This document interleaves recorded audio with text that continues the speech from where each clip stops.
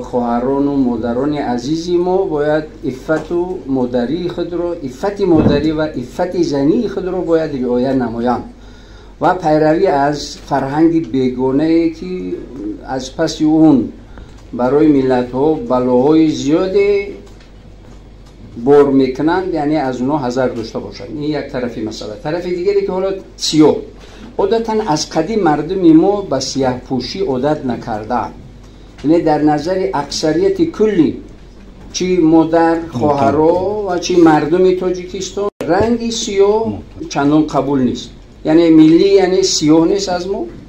و دیگر اینکه به نهایت چسبیده و که تمام عضوهای بدنش نمایان می شود با اون سر و لباس که اون رو به نام حجاب می پوشد، اون حجاب اسلامی هم نیست.